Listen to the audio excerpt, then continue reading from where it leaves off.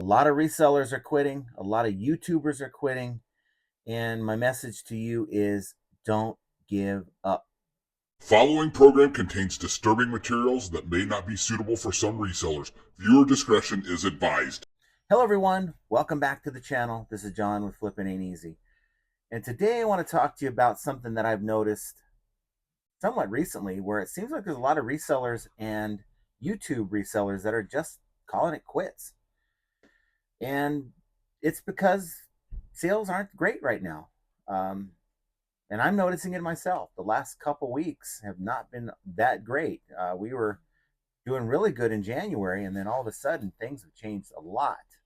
And I could just imagine how that is for other people out there, whether you're, a reseller with no YouTube channel or a reseller that not only, depends on the income that you're making from reselling, but the income you're making from interested viewers who are reselling that are watching your content. And I can tell you that views are down, which tells me that there's not as much interest in reselling, which is also caused by people quitting.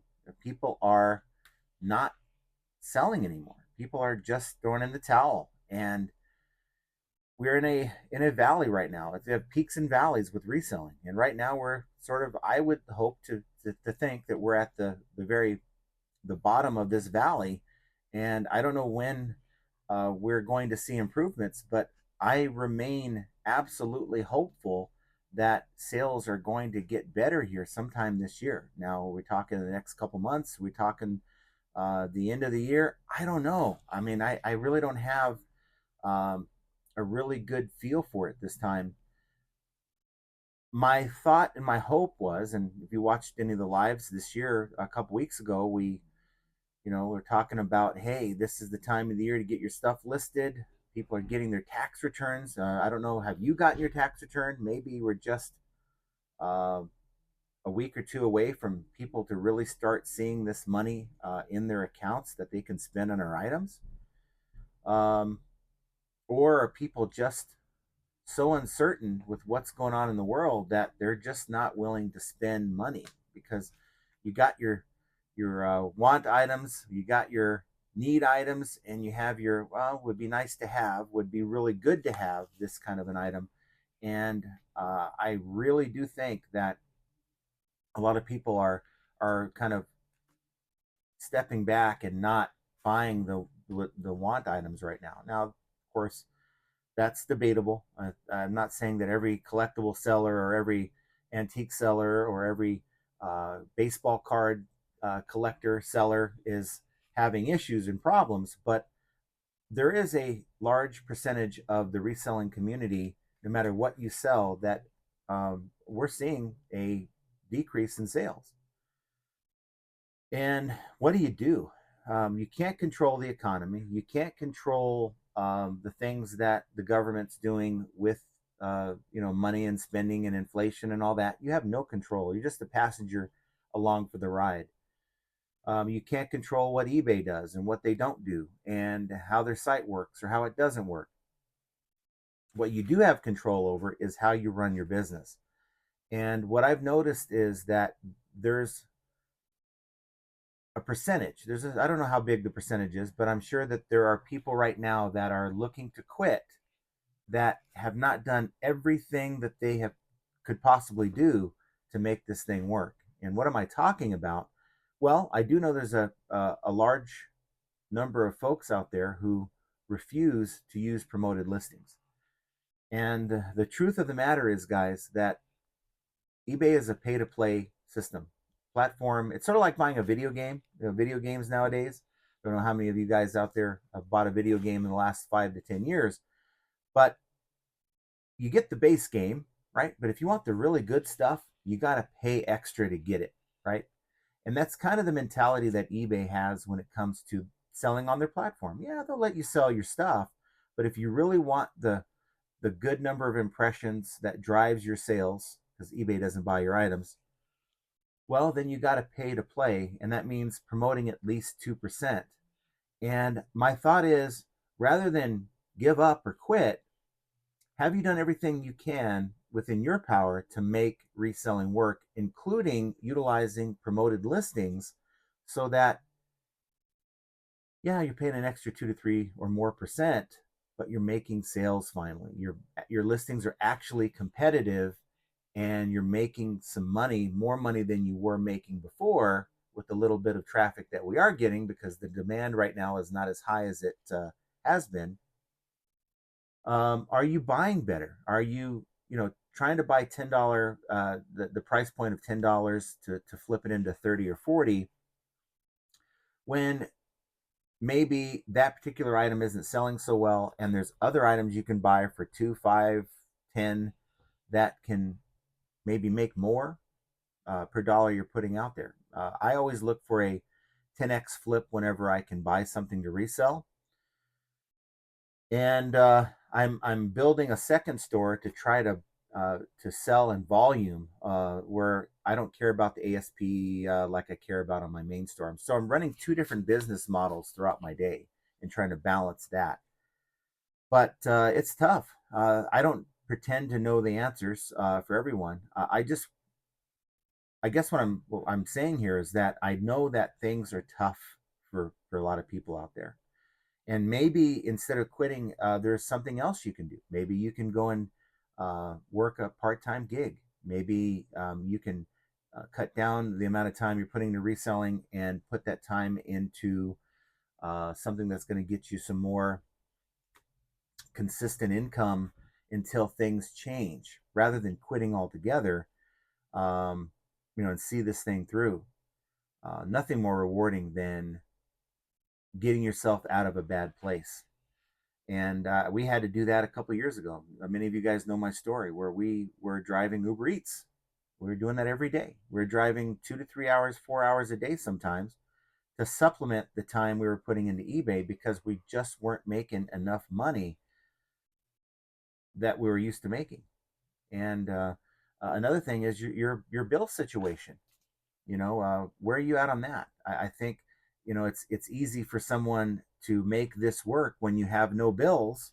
Maybe you're living with family or friends, or you don't really have a whole lot of bills except for your expenses, and you're putting money away. And I'm not disparaging anyone for that. I mean, everyone's got to deal with their situation.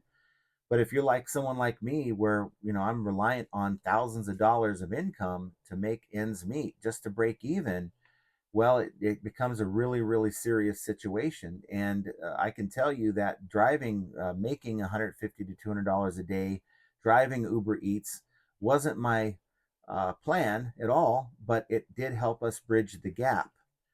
And not everyone's got an Uber Eats. Not everyone's going to be able to do that. Maybe it's driving Uber, maybe it's taking a part-time job. But things were really tough, and we had to correct some things within our budget to where we lowered the amount of money we were putting out to make the lows work. And we aren't just putting all of our eggs in one basket. That's another mistake a lot of people make. Let's just sell on eBay. I have other things going on other than eBay. Of course, you guys see this right now, YouTube, where we make maybe, if anything, 500 to, on a great month, $1,000. But I've noticed that the views have gone down on not only this channel but Profit Playbook podcast.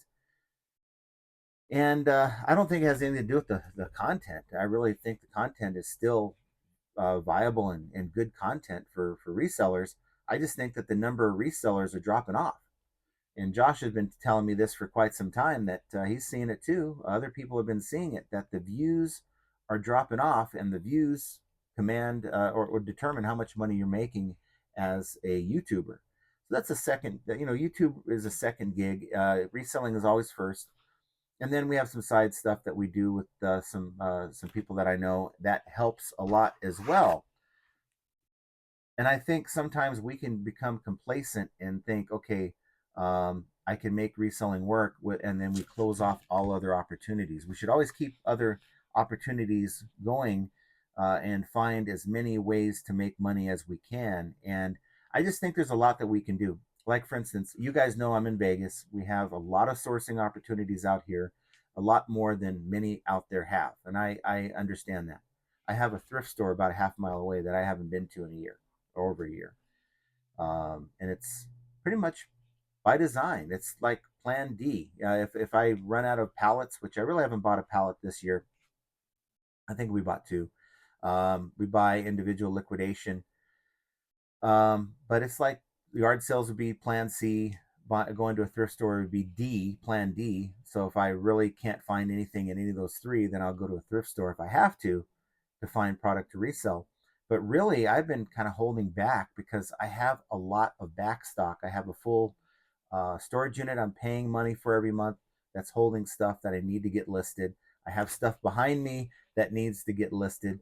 So there's lots to do. There's lots to sell. I just am a one-man band when it comes to listing. Jenna does the shipping, so she doesn't really get involved in the listing part of it.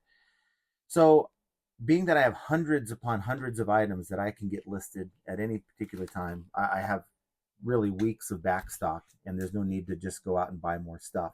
Maybe that's the answer. Focus on getting the stuff listed that you have and stop buying right now. There's a lot of different things you can do. If you're not in an area where you can buy like I can, try to go online. There's a lot of sellers right now that will they buy stuff on eBay that's underpriced from desperate sellers that are looking to sell stuff just to get out from underneath it, and they're auctioning stuff off at 99 cents. They're not getting anything for their stuff that has some value. If you list it at fixed price, you buy it, you get it, you list it, you make 10, 20x. People are doing that right now. Look at your offer up apps. Offer up. See what people are giving away. There's a lot of people, I promise you, that are just looking to get stuff out of their garage, don't want to hassle with the yard sale, and they're giving stuff away. Anything that you can do to keep your costs low right now until things get better. Now, when are things going to get better? I don't know. I was doing a video talking about, how tax return time is here, and just did one about, there's a possibility of maybe a Doge dividend. Now, I don't want to get political, but it's about being aware. Being aware, whether you agree with any of this stuff or not, it's about being aware of what's going on in the world around you. And if there was an announcement saying, hey, everyone's getting $5,000 in 2 months, you need to be aware of that so you can get all your stuff up and be ready for it. So I don't know, guys. It's a long-winded way of me saying that I am very still optimistic about reselling. I know a lot of us are in a lull right now. And if you can continue down this path and just make adjustments and focus on the things that you can control to make those changes within your business, and everyone's going to be different, well, that might just see you through. And when we get to the part where we start going up with impressions and sales eventually, and things start to get better, it doesn't get more rewarding than persevering through the bad times and reaping the benefits from the good times. And I'm hopeful that will be at some point very soon. But everyone's got their own path, and everyone's got a different situation. So you got to make the best decision for you. But I'm hopeful that you're making this decision only once you have gone through every possibility that anything that you can do to make reselling work before you give up. Because I've always said that quitting is the worst option. It may be the only option, but I think that quitting is the worst option at no matter what you do. So keep that in mind. If you can, make it work, because it is rewarding. Reselling is so much better than working a 9 to 5 for somebody else and having to commute and having to live by somebody else's expectations and schedule. But figuring out where you're at and if you can make this work as a reseller is yet another example of how flipping ain't easy. I want you guys to come on out over to the live at 3 p.m. Pacific time today, 6 p.m. Eastern. Keep moving forward. And that's all we can do. Keep your head up and keep moving forward. So until next time, guys, have an excellent rest of your day. Take care.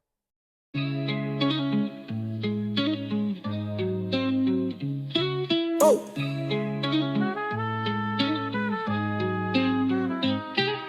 Chargebacks, returns, and lowball offers too.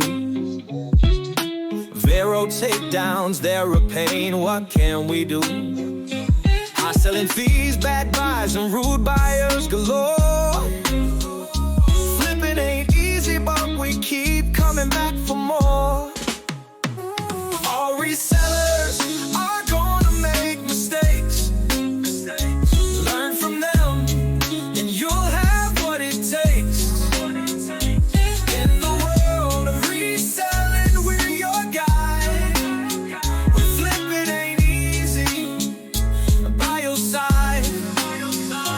Sourcing great items is the key to success. Subscribe to the channel and stand above the rest. Focus on the thing that's within your control. Hang with flipping ain't easy. Let's roll. Catch the live streams on Mondays and Fridays. Join the Discord community for the parlays. Tune into the podcast Profit Playbooks. The name with Scott and Josh. Flipping's more than a game.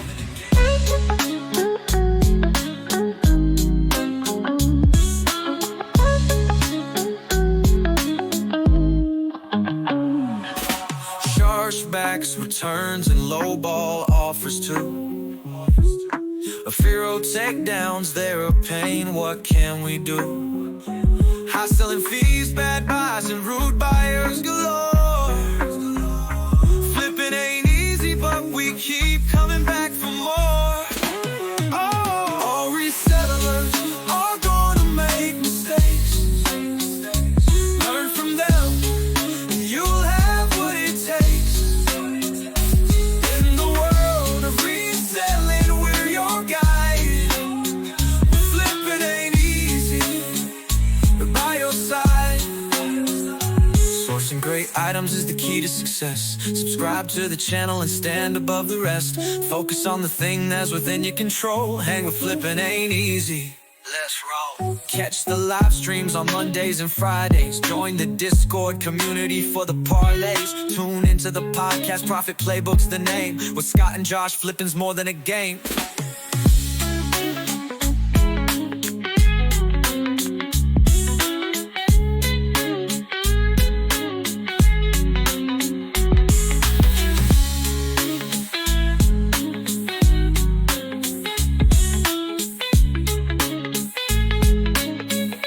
Catch the live streams on Mondays and Fridays.